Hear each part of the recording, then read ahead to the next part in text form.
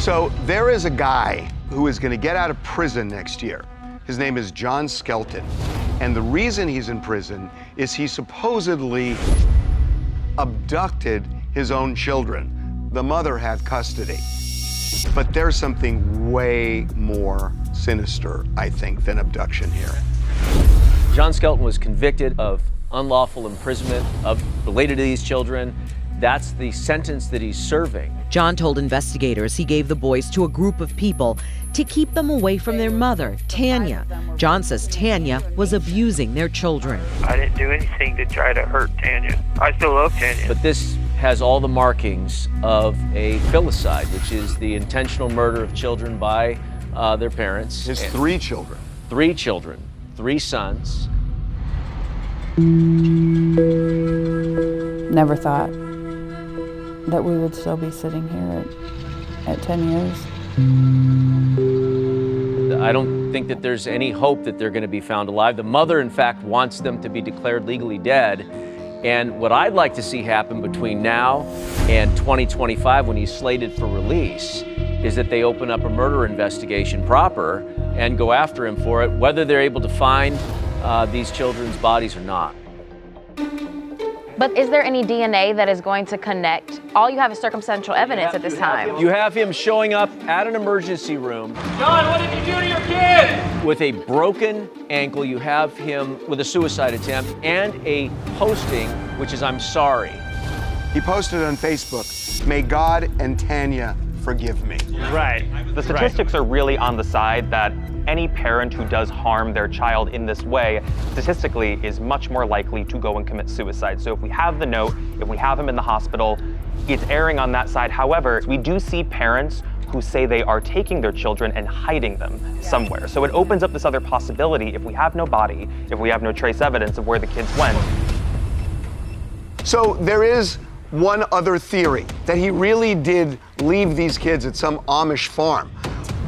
Tell us which Amish farm you left the kids at, and we'll just walk away. And if you won't tell us, it's very clear you're covering up a murder. I did the wrong thing for the right reasons the wrong way. And those things that at the time I was willing to pay the price.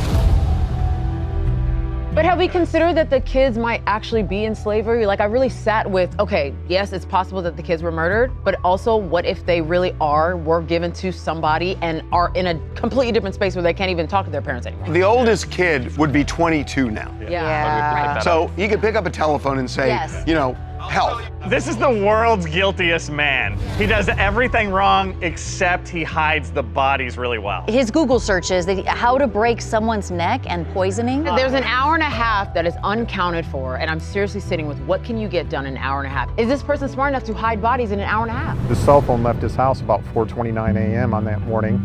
We have an indication that the phone pinged down near Holiday City, Ohio around 5:05, and then he's back home at 6:46.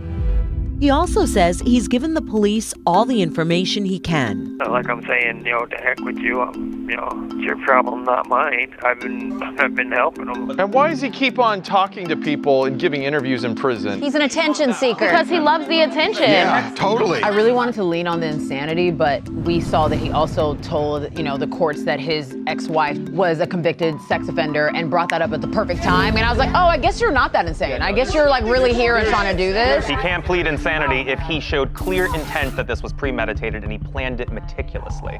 There's 5 types of people that commit filicide. There's the altruistic, they think that they're saving their kids from something. There's the acutely psychotic, which would qualify. There's the child mistreatment type, and then there's the revenge type. And I think that's what this type is that he was trying to punish Tanya. He plans to get out of prison in November 2025 when his sentence is up, but believes police will find a way to keep him behind bars.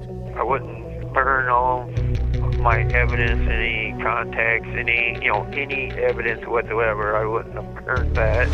Why don't just try him now? Nobody in here has any reasonable doubt.